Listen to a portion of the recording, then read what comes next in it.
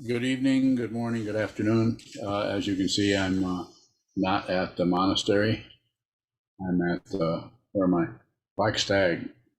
So yeah, we have a lot of black here too. That was unintentional. And so the idea of being that since I can't make it in, I'll try to do this on Zoom.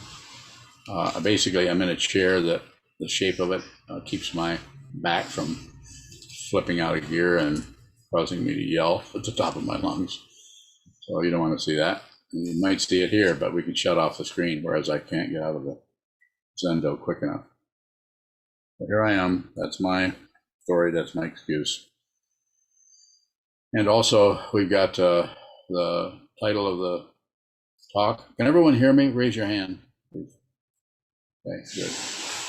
So the title of the talk is, I didn't come up with anything, so I'm just going to do Mountains and Rivers, which is basically questions and responses. There may be answers, there may be just responses.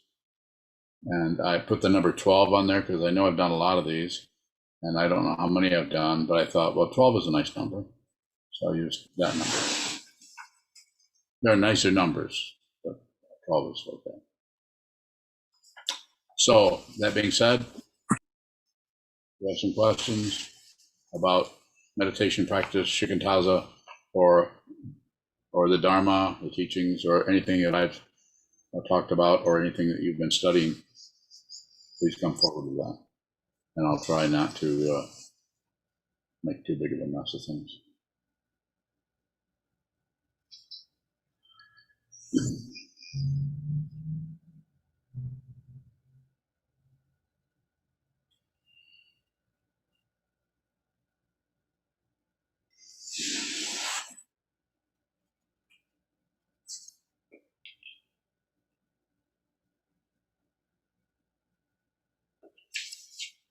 When you're bowing, You know, you talk a lot about dependent origination. Are there other words or phrases for that? And if so, what are they, and how is that different from karma bowing?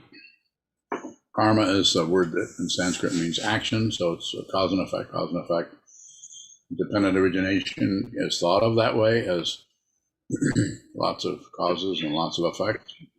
Interesting, and it's helpful to some. And I'm just looking at this flashing down here, and I don't know what it is. You know.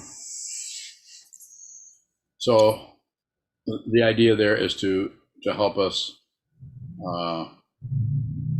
understand that everything that looks like it is linear and is happening one thing after another is really an illusion. It is an illusion that is supported by the body-mind complex, which means that I can move my hand from here to there, and it's just like the hands of a clock, so, or anything else that's in motion.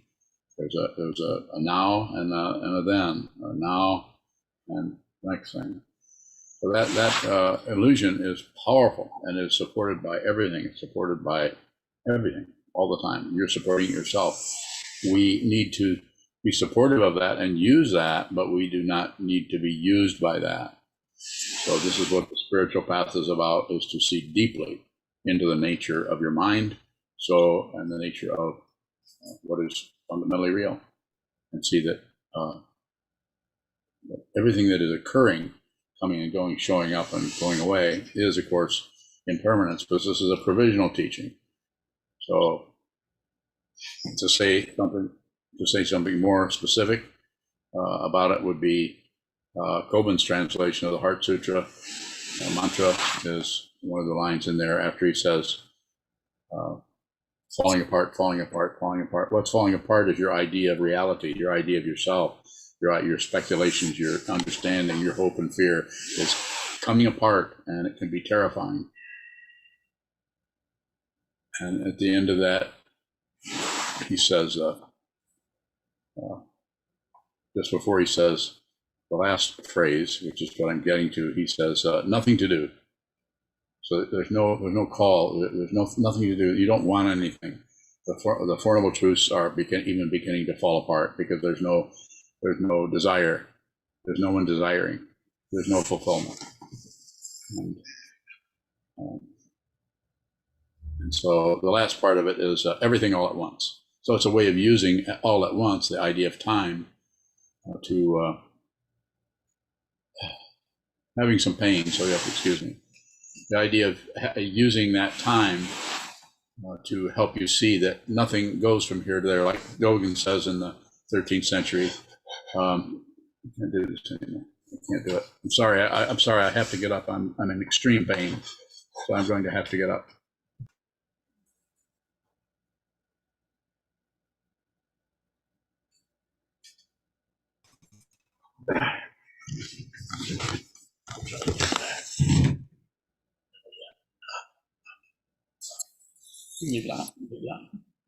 I'm not done yet.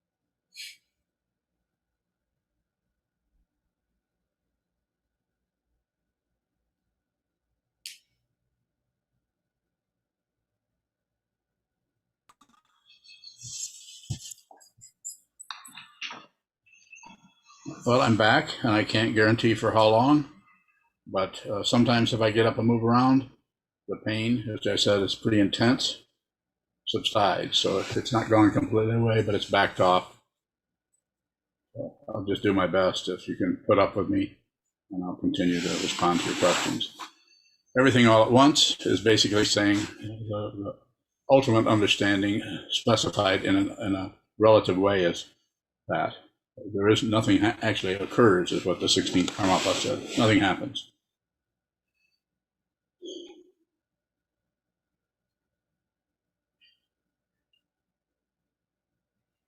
Zen Teaching. What does nothing happens mean? It means that what you think is happening, coming and going, is unreal. It is dependently arisen, and it is subject to the three marks. But what is ultimately true is what His Holiness was pointing out. Nothing happens. Nothing occurs. Occurrence comes and goes. Things happen and they don't happen. But ultimately, nothing happens. It's a direct pointing at the mind. And it was for the benefit of the Vajra regent Ursula Tenzin, who was passed away also.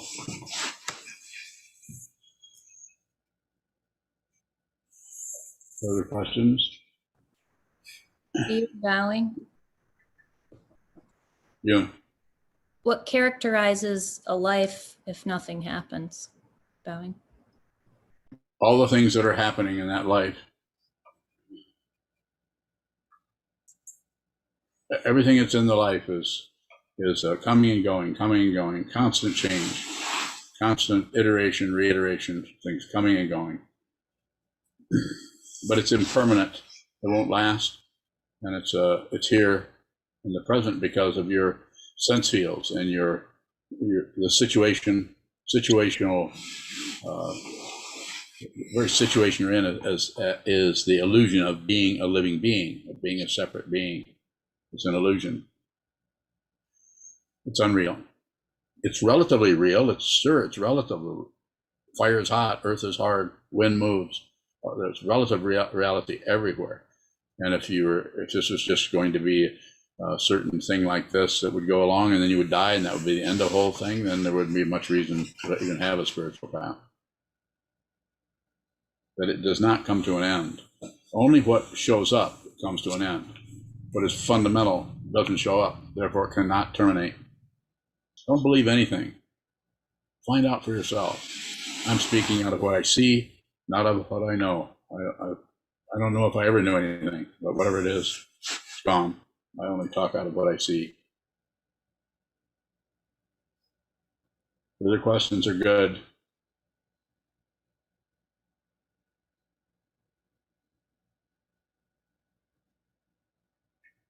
Junshu bowing. I find if I hold very, very still, I have less pain. Go ahead, please. Go ahead, please. Junshu bowing. In our study of Dogen today, he used, I think it was the phrase, the body is unbounded, something like that. What does it mean for the body to be unbounded? Bowing. Everything, there's no location for the body. Your personal body that you are so attached to and so in love with and so take care of is a relative situation, and it's strongly true relatively, of course. But the ultimate body, the Dharma body, is unbounded.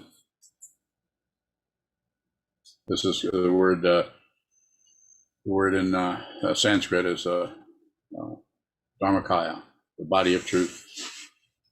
So, you know, he may be speaking of something else. I might have to read on both sides of that and read 3 or 4 translations in English to get at what he might have been pointing at that I might have totally missed. But that's how it looks to me.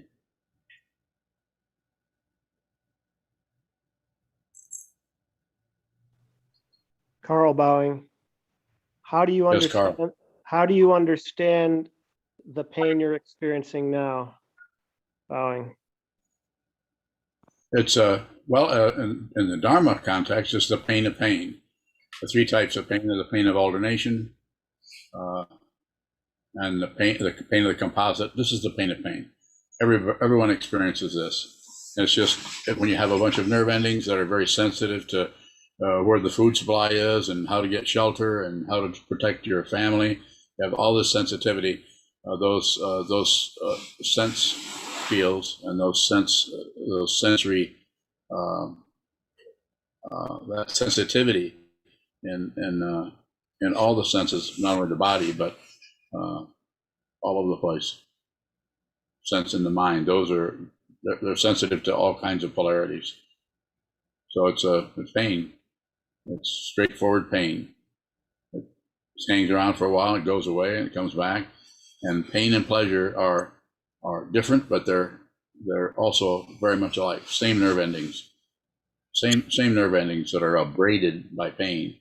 Same nerve endings that are also a sense of pleasure and balance and delicacy and wonderment and love.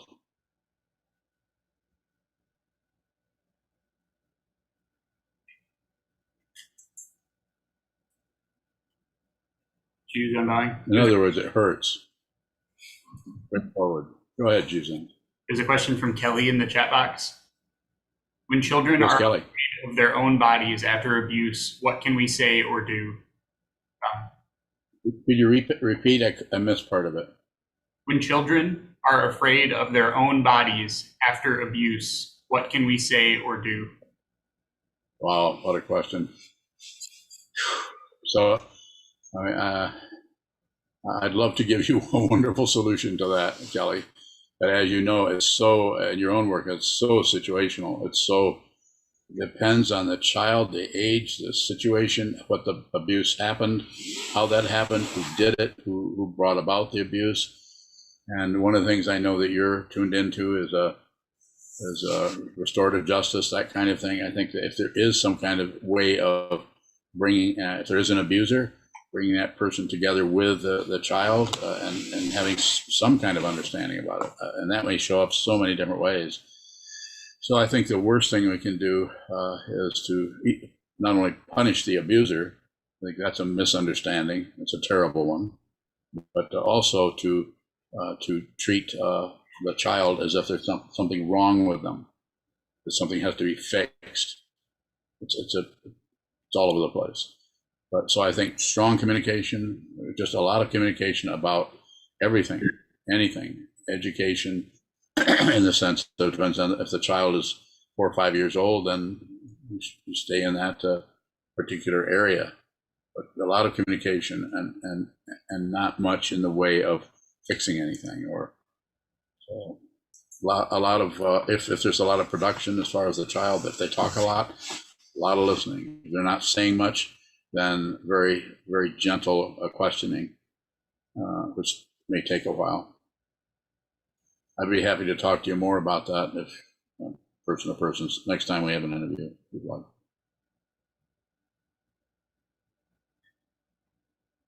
June Shu bowing. You're welcome. Question from Tom McCauley.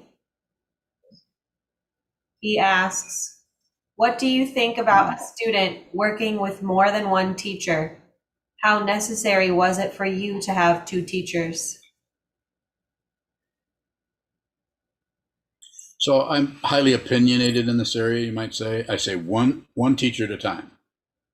And if you have to go from one teacher to another, get permission. Unless that teacher is dead, the first teacher. But get permission. If you ask someone to be your teacher, ask them to leave. And if they're a true teacher, they will not have any problem saying, good luck to you. Goodbye. But don't have two teachers at once. I had somebody today just ask me about studying some material by also a student of Trungpa, of Rinpoche, who is quite a well-known teacher. But I know this person, and I told this person, this student of mine, not to study this. They wanted to study the things that I point out. Not that this person is wrong. Well, maybe they're a better teacher than I am. Maybe several of you should go and study with somebody else. Am I saying that sarcastically? Yes, I'm saying, but if you have a teacher, stick with that teacher. Unless that teacher doesn't work, in which case, go to the teacher and say, this is not working. I'd like to be excused from being your student. And if that's a true teacher, they won't even discuss it with you.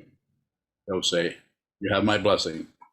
Go and find your own teacher. If it sounds like I get a little ruffled around that, I do. I've been studying this for half a century. I know what Dharma teachers are. I've met many, many Dharma teachers who think they're teachers, and many teachers who think they're teachers, and many teachers who really realize they're not teachers but still continue to teach. Maybe that was the right word.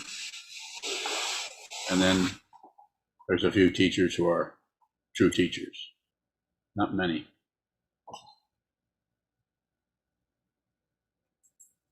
So one at a time. If you have a teacher, study under that teacher. If that teacher passes, you might need another teacher. You might not. I didn't think I would need one, but I certainly did. I wouldn't even be here. When you're bowing, I think you just said that if that teacher is not working, then ask permission to leave and find another teacher. Yeah. How would we know if it's not working with the teacher? Bowing. So it could be any number of things. It could be that you are judging the teacher based on you're not willing to be taught the way that you have your own way of being taught, and you don't want to be taught in that way. So we're coming back to the mundane path. A spiritual path is you're going to have to trust that teacher. Otherwise, why do it? Why not just go find somebody that is a psychologist or a therapist or something, which is not wrong. That helps too. Some people, that's the only thing they can do. But if it's the spiritual path, you need to come forward. You need to actually work with that teacher. If you think that teacher is defective or wrong, say goodbye. But don't get in the way of that person and students who are devoted to that teacher by trying to shoo them away because you think that teacher is abusing people. You know exactly what I'm talking about. Further questions? And if you want to know if my tone is changing, yeah, it's changing. Yes, does my back hurt? Yes, my back is very sore. But this is choiceless for me.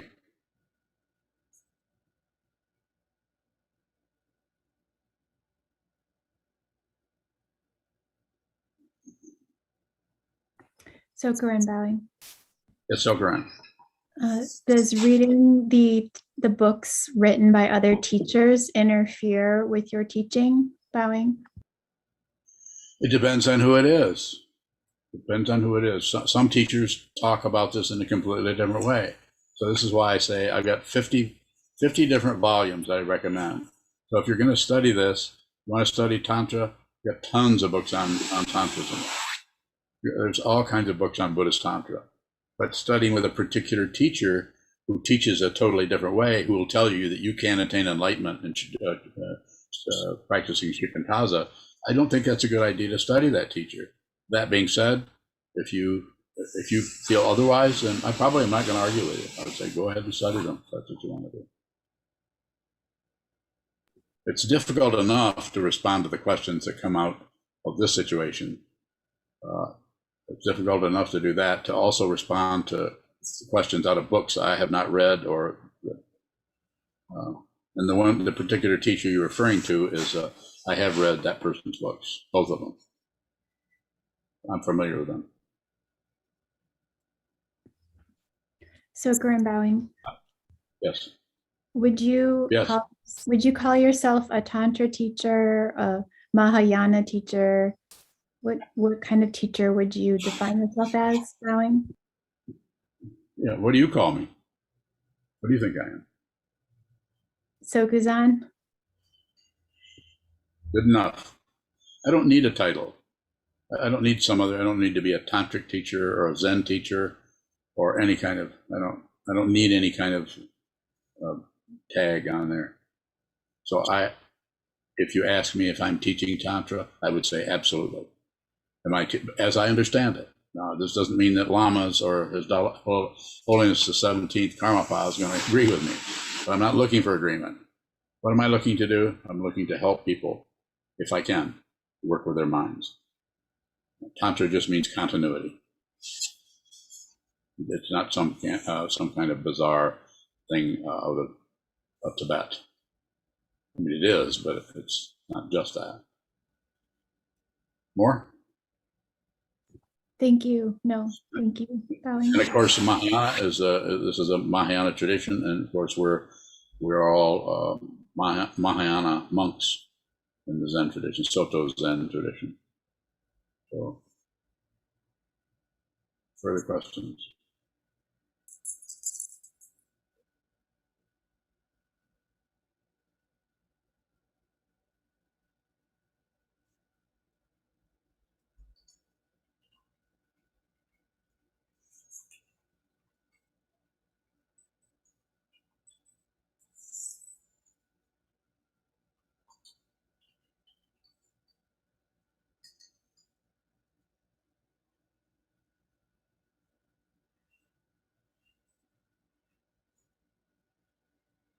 Yes.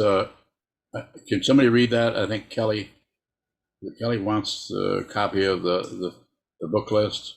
It's available through the library or through the monastery. You can go to the monastery and locate that in the research.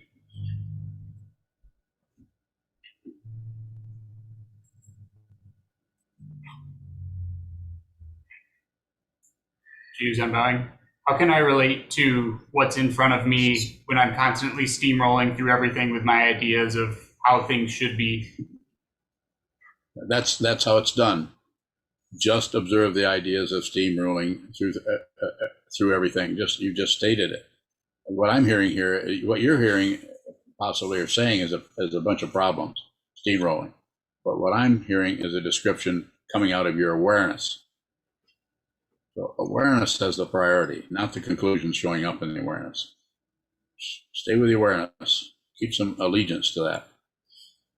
Just observe. Look at the space in which things occur.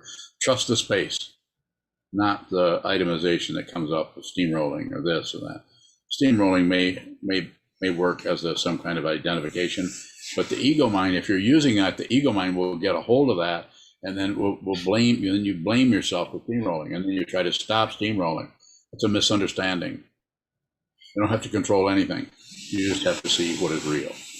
If you're interested, I might be able to help you with that. If you want to be taught a certain way, then I'm probably not going to be able to. I'm probably going to be your worst choice for teachers then, because I'm very crabby. I'm getting more so. Jews unbowing. That steamrolling looks like a lot of action. Is that action still awareness? If you're aware of it, it doesn't make any difference if you're playing, if you're working in a casino, if you're aware of what's coming and going. Everything only happens in its own space. So the very thing you're calling steamrolling might be a lot simpler if you stop fighting with it and look at the steamroller, look at the action, look at the intention, look closely into all the parts that are showing up that are covered up by your judgment or your commentary or your image of steamrolling. I doubt that you're steamrolling anything. I know you. I don't think that's happening. Something else is happening that steamrolling is an image to display maybe your displeasure with what's happening. Choose unbowing. What is it that's happening? I'm not going to give you all the answers.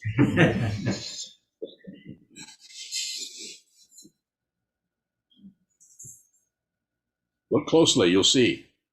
Look at go back into it. You've just come up with a question about steamrolling.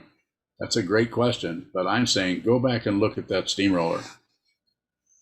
Watch what moves, rather than try to create some kind of artificial space we call clarity or reality, or don't create anything. Just watch what moves. Because the space in which that steamrolling occurs is the nature of your mind. My backdrop is falling over because I'm thrashing around here trying to get comfortable.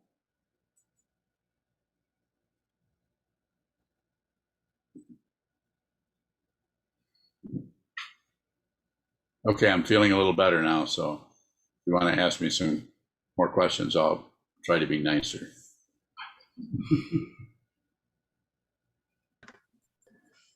Cheese on bowing. I'm just curious about, you've had pain like this in the past, and yet somehow when you begin to relate to the Dharma, something about that seems to alleviate it or back it off. What is that? Bowing. Well, it's just, the Dharma's through giving me a break.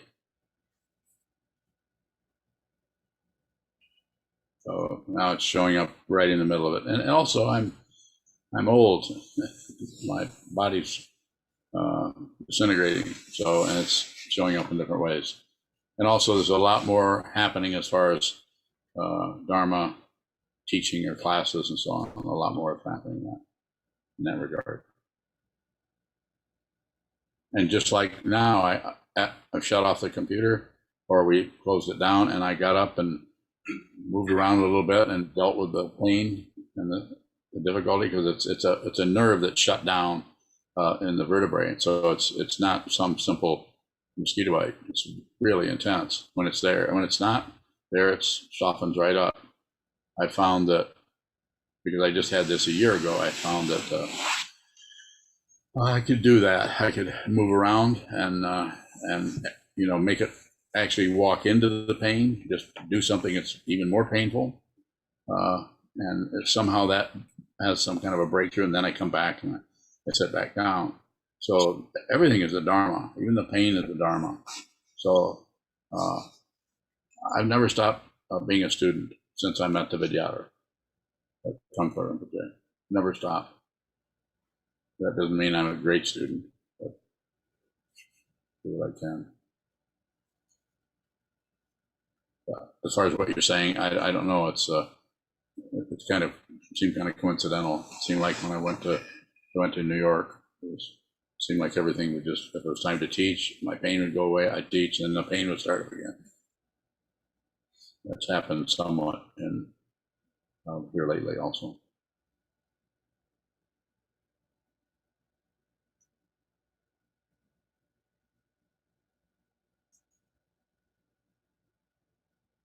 Any further questions?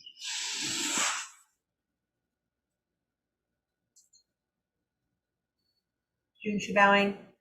Not a question, but just a comment from Tom. He says, thank you for the clarification about sticking to one teacher at a time. Your sarcasm is a Dharma gate and a gift for this particular body-mind complex. Bowing.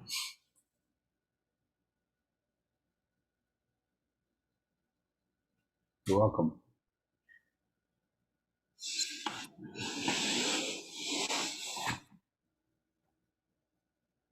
Any further questions?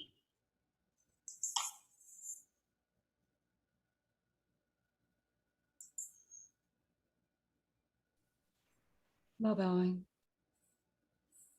Mo, There, go ahead, Mo. there's a quote that was posted by you on the Sokukoji Instagram today. It says, "The path of Buddhism is to help you leave Buddhism. Find a path that helps you leave it behind." Could you speak more about that, please? Bowing. Yes, I can, and thank you for that question. So Buddhism is a spiritual path, but it is a spiritual path in the ultimate sense, in that it is like a raft that you get on the raft and you cross the river of samsara, and you reach the other shore. You don't need that raft, but you know all about building rafts. So if you've run into people that are standing by the river of samsara trying to find out how to get over, you might teach them how to build a raft. But you don't need a raft. You don't go dragging one around with you either. So it's when you're liberated, there is no Buddhism. My first insight into this happened when I met the Vidyadhara. It took me about 35 years to understand what that insight was about. People occasionally come to the monastery with this great insight about no self and all of this. Very unlikely that you can do this in just some kind of a Kensho insider or even Satori. It takes a lot of work, and I don't know if it can be done without a teacher, without a teaching course, and without a sangha. So it's about a spiritual path. You're actually transcending this world while there's still a body, mind in it. You're still here, but your mind is not here anymore. It's sometimes called the Zen teaching of no mind. There's no mind left. That doesn't mean there isn't suffering, but there's no one suffering. And why? If you've realized what this is, and you realize what it is in such a way that it's heartbreaking to see all the people who are torturing themselves who cannot realize their true nature. So it's difficult, challenging, but what you could go into nirvana, you could die now. It wouldn't make any difference as far as you're concerned, because you're already dead, so to speak. There's no desire left. That doesn't mean that you don't desire things, but there's no demand for anything, which is the downside of desire is demand, called addiction sometimes. And so you find someone that knows about these rafts.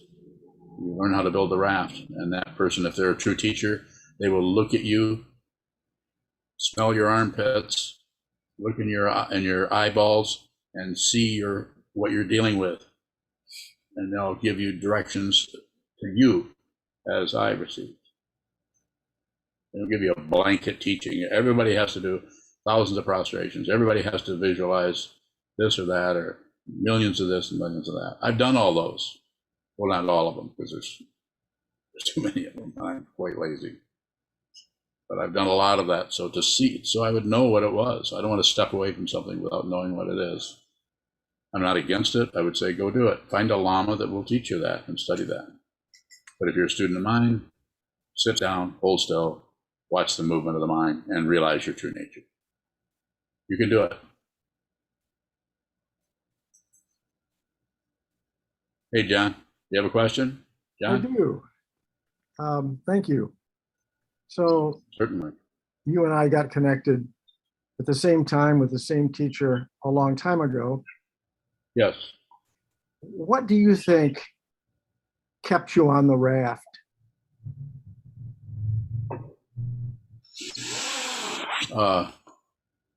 My guru,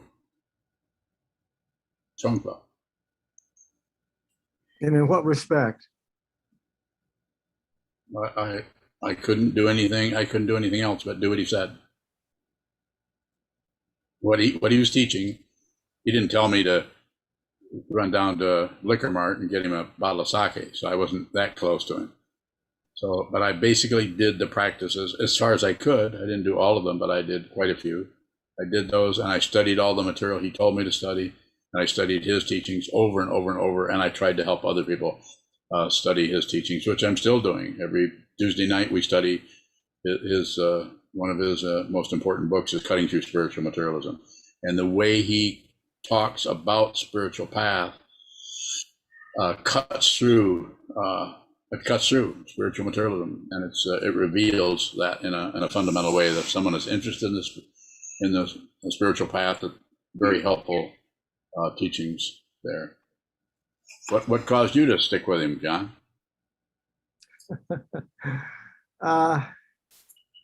Choiceless. I couldn't imagine being anywhere else. Yeah, I would say the same thing. Choiceless is a good response. Yeah. Thank you. Sorry for your back pain. Thank you. Yeah, That's a I'm sorry drag. for it. That's a drag. Yeah, It's a technical term. Yeah, that's a technical term. It's very drag-like. Yeah. Yes, thank you for your consideration. Hope you feel better soon. Thank you. Any other questions?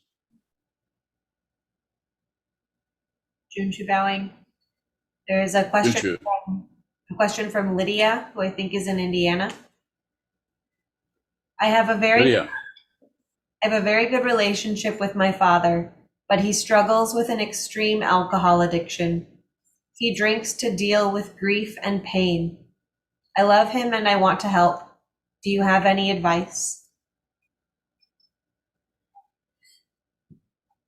Well, I would have to know you a little bit better to give you more personal direct advice on that. I'd have to know a little bit more about him. I have to know a little bit more about the whole situation. But my generic answer to you is mind your own business. Don't leave him.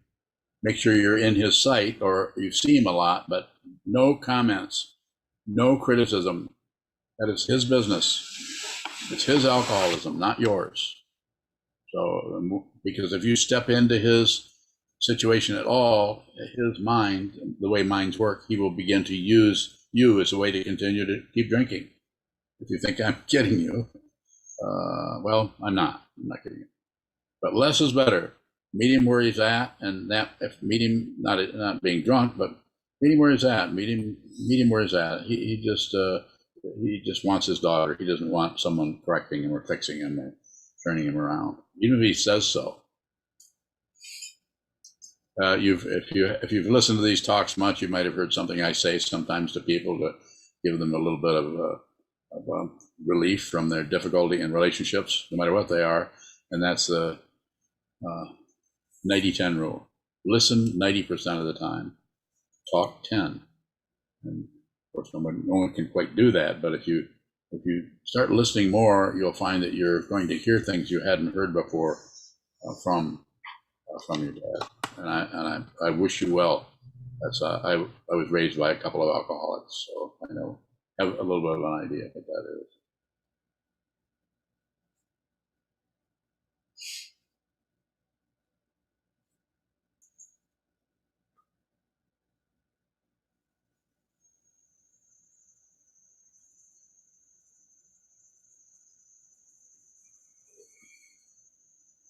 Junshu bowing. A question from Brian in Grand Rapids. Brian. What can one do with the feeling of rudderlessness? No. Get off the boat.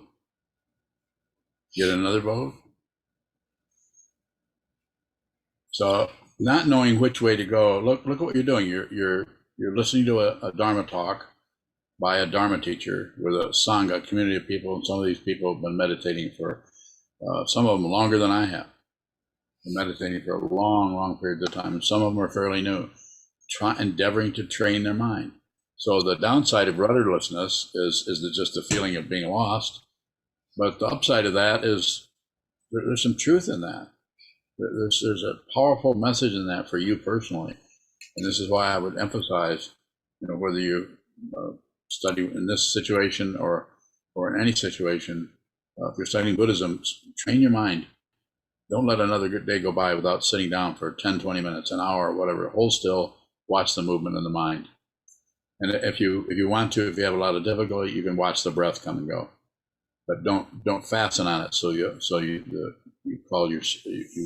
consider that you had a good meditation if you maintained awareness of the breath. That's a misunderstanding, a fat one. And I don't use that word often. It's a big, big misunderstanding. Maintenance of anything is a misunderstanding when it comes to awareness practice. But people do that because then they can sell it, then they can market it, and then they can get relative results. Results are, you don't need results.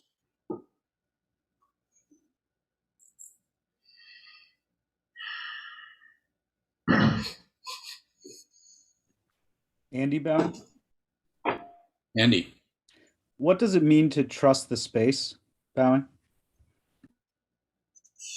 it takes a while to see that, and I think it's different for each person because sometimes people have, their mind is so flooded with thought process. There's just so much coming and going, a constant iteration of this after that, and then this, and anything happens, instead of seeing it with just a bare attention of just seeing what that is, which might be, you don't know what it is. The ego mind, the self-centered mind, the narcissistic mind will jump on that and make something up. It's a bad thing. It's a good thing. It shouldn't have happened. They shouldn't have done it. I shouldn't have said that. They shouldn't be doing that. That kind of situation. And so it's very difficult in our post-meditation or our everyday life to do anything about that at all because it's so overwhelming. And we don't even know we're doing it. We don't know all of the thought patterns that are going because we ignore. But sitting down and looking at the wall, we slowly train ourselves to see what moves. And through that training, eventually we will begin to see, and there's no promise, of course, but eventually we will begin to see, if we practice, that the space in which things occur.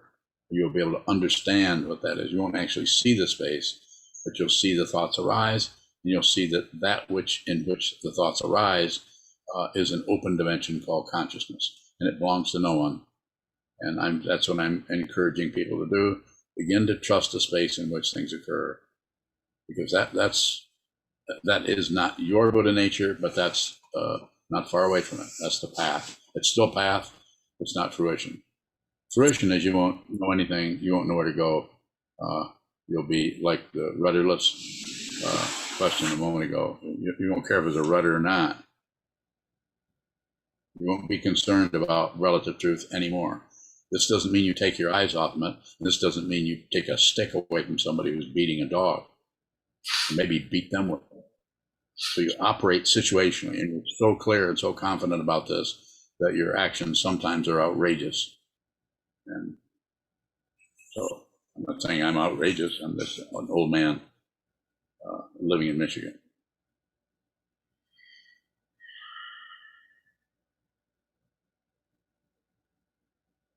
Space in which things occur. Trust that, because there's no quality to it other than just an open dimension. It belongs to no one. The area in which your thoughts arise, that space, that's not your space. You don't own anything. You're kind of like Kurt. You're just wandering around looking for shelter. How's it going, Kurt? Are you finding any shelter? Good.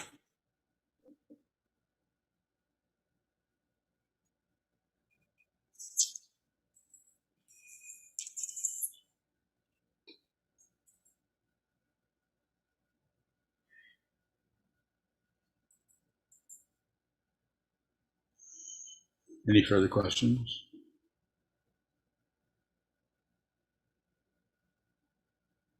John Bowing, Go ahead. what's the difference between watching the space or trusting the space and trusting the intention? Bowing. Trusting did you say intention? Yes, intention. Yeah. I think the intention is something that arises in the space through in our situation, through the vow to be with all things. So trusting the space is the open dimension in which things occur. The things that occur there might be untrustworthy from the point of view of relative truth. You might not be able to understand why that's happening the way it is.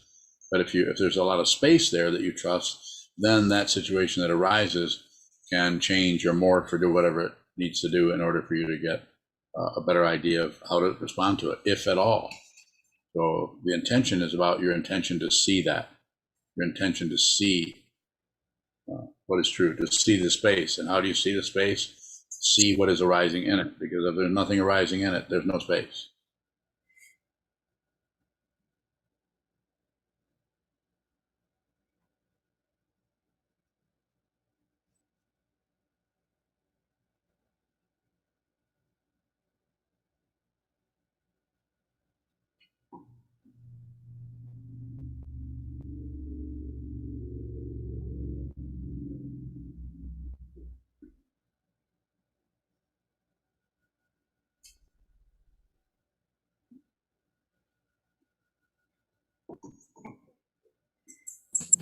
Kevin bowing.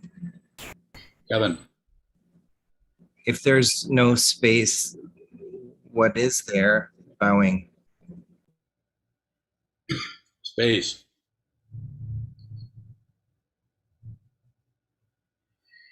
So it's a conundrum from the relative point of view. There's form and emptiness, but it is something to be contemplated in your own mind stream, in your own consciousness, in your own practice, because it transcends the polarity that describes it. It's just like if I see one of the Tibetan images for seeing ultimate truths, for seeing what this is rochig, or one taste. So it's using one of the sense fields of saying everything tastes the same. There's one taste. This is seeing pratitya samutpada, seeing dependent origination. But it is also walking back into the world actually without a care. This doesn't mean that you don't have aches and pains or have a toothache or try to find a job, but fundamentally you're not too concerned with things, because you see that you're just part of the relative way of saying it. Just you have no substance as a singularity. You're not separate from anything. So you're not necessarily part of everything, but you're just not separate from it. That was quite a ways away from the question, but it was a lot easier for me to respond to it that way.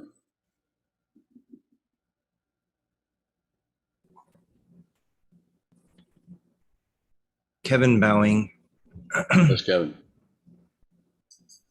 When you said going out in the world without a care, it evoked for me, right now it seems like there's whatever, a lot going on in the news, Afghanistan and whatever, just one thing after another.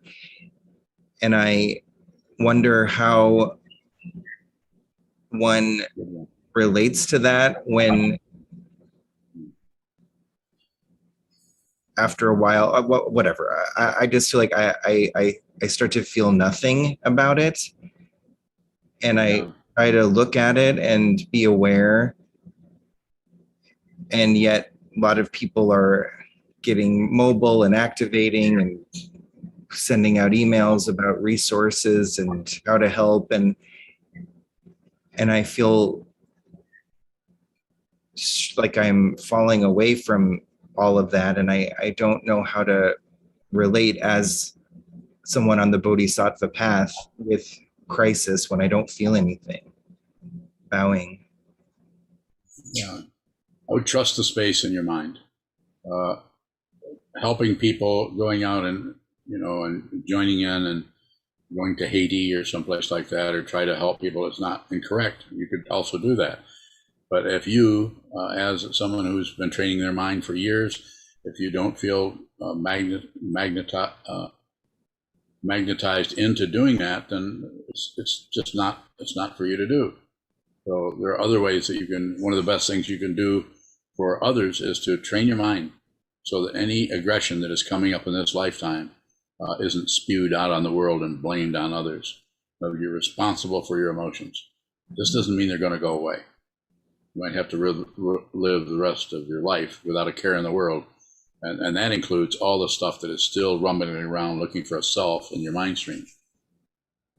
So there's a lot of work to be done there. I'm not saying there's a lot of work to be done in wherever in Afghanistan, but those areas are come about through incredible force of cause and effect down through the centuries, not just the last 20 years in Afghanistan, just centuries and centuries and centuries of these ways of showing up as a religious organization that has difficulty, say, has difficulty in their interrelations with people, including, mistreatment of all kinds. So, but we can't necessarily step into the middle of that, right? It's like getting out of your car when it's going 80 miles an hour. You can't just get in. You have to actually slow down. And one of the ways to slow down is train your mind. Bring this crazy, wild body thinking process to the wall, sit down and just get to know yourself really, really well. And then everything becomes choiceless. And that doesn't mean that you will be making choices that, your partner or your people around you are going to agree with, but you'll have a strong feeling about, you need to do this, or not do that. But if you're feeling some guilt come up, then that's also another form the ego will take in order to retain its territory. So, to think that you're guilty because you're not helping others, this is a very subtle form of narcissism. Guilt is. No one's to blame for anything. I'm not saying that people aren't responsible. It's on different levels, of course. But the blame is, you can't actually put the blame on, because there is no singularity. There's dependent origination, which means that all these separate beings who are doing great deeds or evil deeds or whatever, dependently arisen. I could say more if you have further question about it. Heaven bowing, I guess I'm just being confronted with my own addiction to believing that I should feel something, or that compassion is a feeling. Bowing. Yeah, compassion, sympathy is a feeling, and caring for people is all feeling, but true compassion, ultimate compassion, as it's seen, not differing from wisdom, is not a feeling.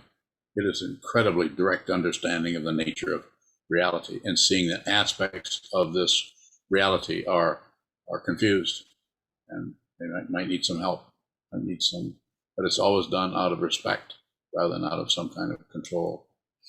It takes a lifetime.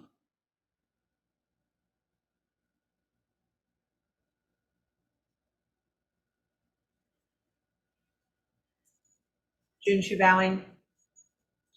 Thank you. Question from Spool String in the UK. What can we do when people insist on being bad relatively, if we want to be able to tolerate them and remain kind to them?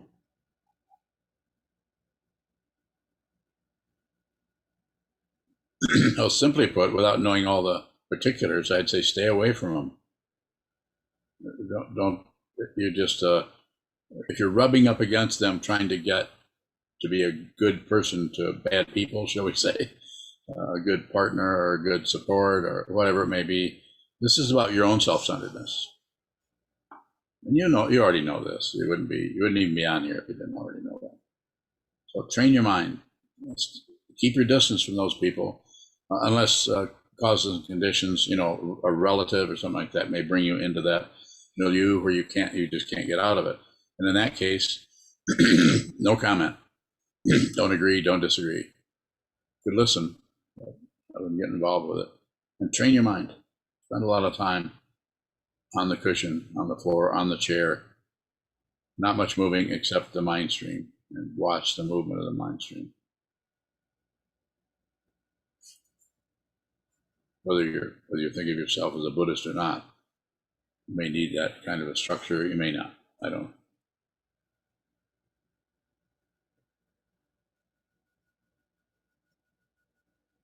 Further questions?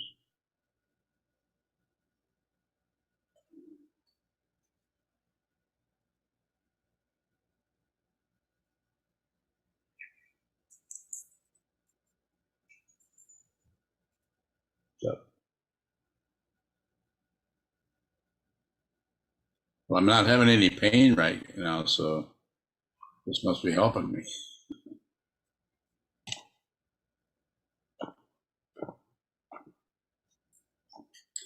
But it's just around the corner, I'm afraid, tomorrow, tonight. Seriously, are there any more questions from anyone? Christopher has a question. Go ahead, Christopher. Christopher Bowing. Should we, did the Buddha say anything about non-sentient beings? Yeah, he said a few things about them. What is your question? What does he want to know? I can't go back and check with the Buddha right now. But what does he want to know? What should our attitude be regarding them? Regarding what? Non-sentient beings? Yes. You got it. Is there an example of something that's showing up for you that is giving you causing you to ask this question? What do you consider a non-sentient being? Like a rock? That just is. I'm starting to wonder if everything is a sentient being. Probably. Just looks different. Everything is alive. That's. Don't believe. You don't believe what I'm saying. You don't have to believe it. You could even say, well, Sokuzan thinks everything's alive.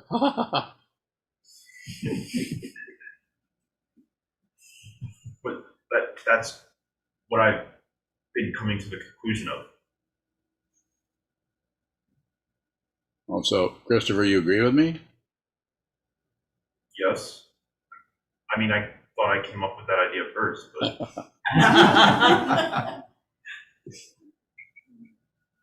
Wow. Well, that's pretty arrogant of you, Christopher. Christopher, you should have realized that I probably thought of that first.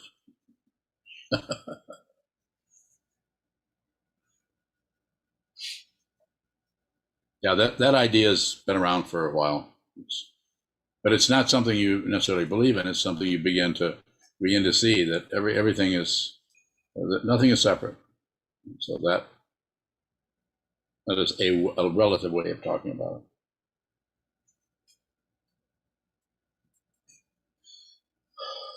Jun Bowing. A question from Jethro in the UK. What is the relationship between What is the relationship between study and direct experience through shikantaza? Can beliefs or dogma limit one's realizations?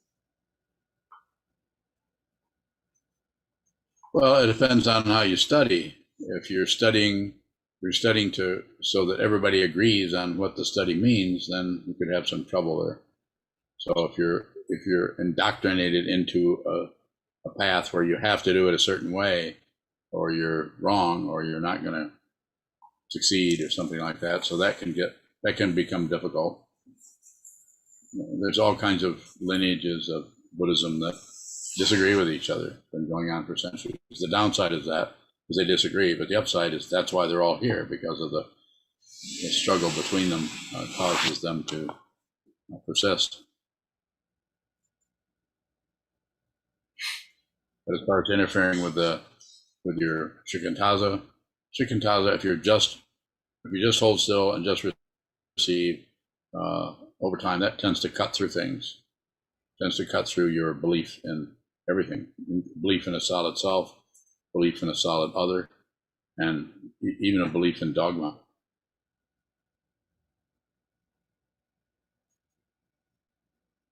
As was said earlier, if you see what Buddhism is teaching, you see what it is, Buddhism vanishes, because it's just a structure to help you see reality. That's only necessary as a path, not as a goal.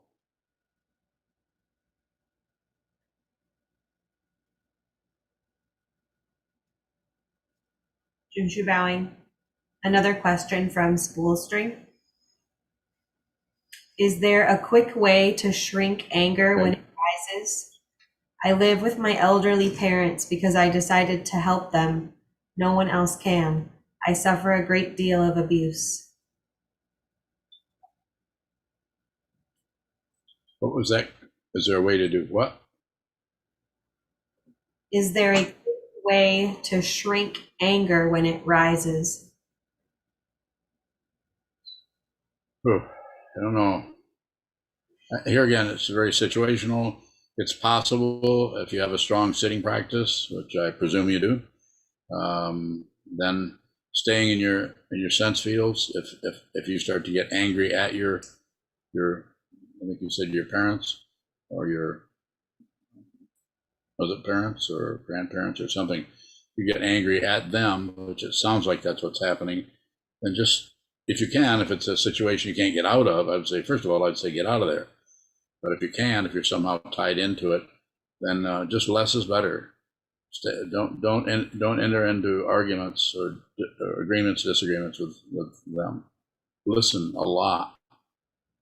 And I don't know what, when you say about abuse, I don't know what kind of abuse you mean, but if it's actual abuse, leave. If they're abusing you, you don't have to stay there. Leave. That sometimes karma shows up in ways that is very difficult to work with it. If we feel like if the ego mind gets a hold of that material and starts making you a bad person if you abandon your parents. It's because cultures down through the centuries have created situations where parents or children always take care of their parents. It's not always the case. So I would say leave, or else keep it to a minimum. Don't see them very much. Keep your distance. Listen a lot. Don't fight, and stay in your senses, especially a sense of touch. In other words, gravity. Don't forget gravity. And depending on whether you're oriented more towards sight, visual stuff, or more towards auditory, stay in that sense field. Move back and forth between sense of touch or gravity, or how your clothes feel, and how things sound. The tone of someone's voice, usually, I would say not only usually, but most all the time, is more important than what they say. And the spaces between their words are full of information.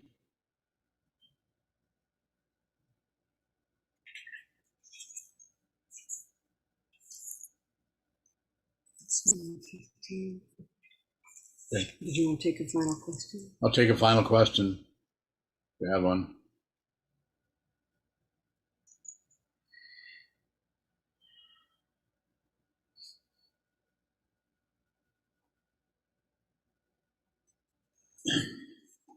Okay.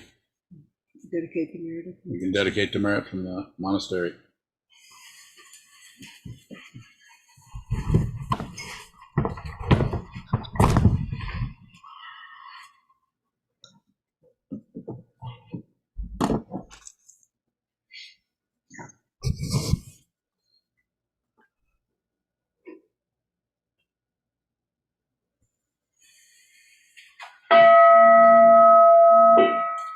May the merit of this penetrate into all places, so that we and every sentient being together can realize the Buddha's way. Ji-do san shi, shi-fu, shi-son lu-sa, mo-ko-sa, mo-ko-ho-ja-ho-ro-mi. The 10 directions, the 3 worlds, all Buddhas, all venerable ones, Bodhisattvas, Mahasattvas, the great Prajna, Paramita.